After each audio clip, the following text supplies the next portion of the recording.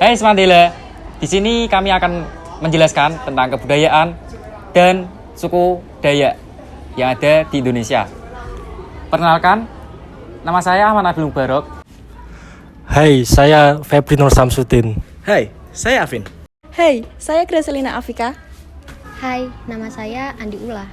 Hai, saya Meza Amalia Azahra. Saya Novia Aulia Putri. Lanjut ke pembahasan yang pertama.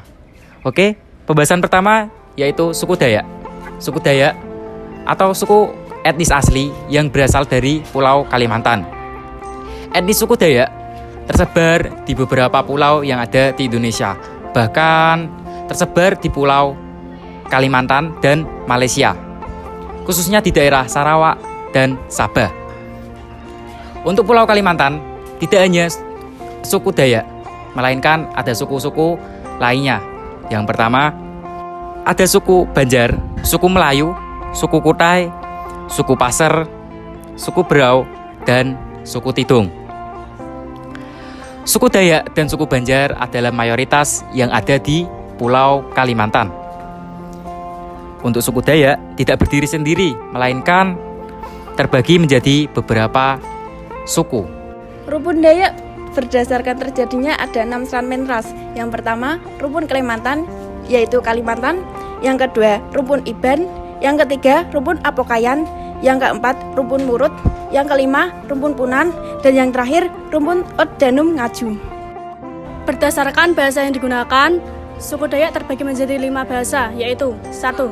Dayak Darat. Dayak Darat memiliki 13 bahasa, di antaranya bahasa Rejang. 2. Barito Raya. Barito Raya memiliki 33 bahasa dengan 11 bahasa dari kelompok bahasa Madagaskar.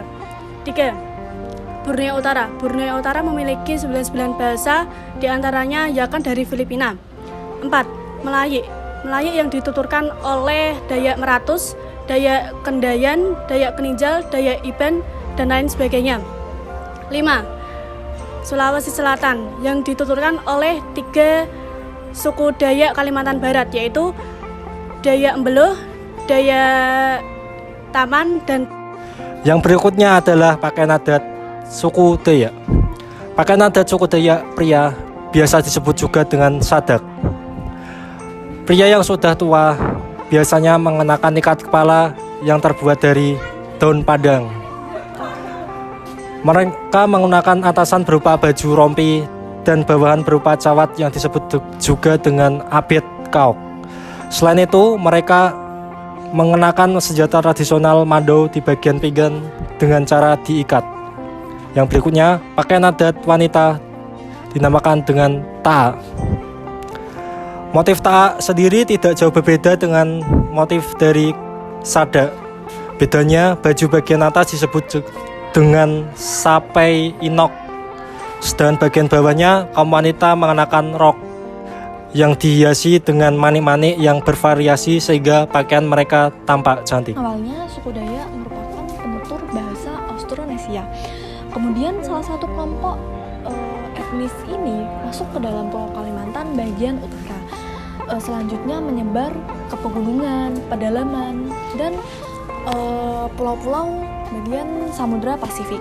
Dengan berkembangnya masyarakat Dayak dan masuknya pendatang dari Melayu serta berbagai tempat lainnya, maka bahasa Dayak mengalami perkembangan. Saat ini, suku Dayak memiliki banyak bahasa tergantung wilayah tempat tinggal mereka. Setiap daerah dan suku pasti memiliki makanan khas masing-masing. Begitu pula dengan suku Dayak. Beberapa makanan kuliner suku Dayak adalah karuang yang merupakan sayur dari bahan pangan singkong, wadi yang berbahan dasar ikan, dan jubu sungkar yang terbuat dari rotan muda yang diolah sedemikian rupa. Ada pula kue dange yang merupakan makanan asli Dayak yang memiliki keunikan tersendiri. Panganan ini terbuat dari parutan kelapa dan adonan kue yang terbuat dari tepung dan gula. Rasanya udah pasti enak, gurih, dan renyah. Bahan-bahan yang digunakan untuk pembuatan makanan Dayak adalah hasil pemanfaatan hutan-hutan yang ada di daerah sekitar. Selain itu, dalam memasak, suku Dayak menggunakan bumbu-bumbu yang sederhana. Suku adat Dayak bisa tinggal di rumah yang panjangnya sampai 30 meter. Penasaran? Gini ceritanya. Nah, suku Dayak ini punya rumah adat yang namanya rumah adat bentang atau rumah adat panjang.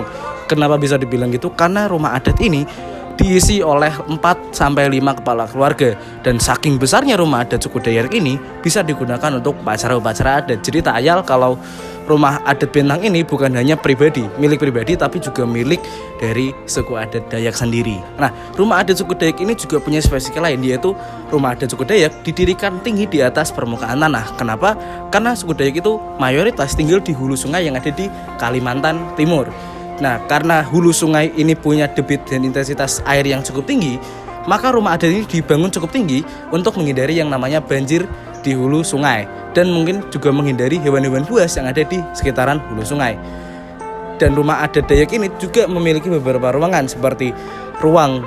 Nah, rumah adat suku Dayak ini juga punya beberapa bagian, yaitu teras yang disebut pantai, ada ruang tamu yang disebut samik, dan dia punya juga ruang keluarga. Nah, di ruang tamu sendiri itu terdapat meja bundar panjang yang dinamakan pene. Pene ini biasanya digunakan untuk menerima tamu, menyajikan makanan bagi tamu, atau sekedar mengobrol saja dengan keluarga yang ada di dalam rumah tersebut.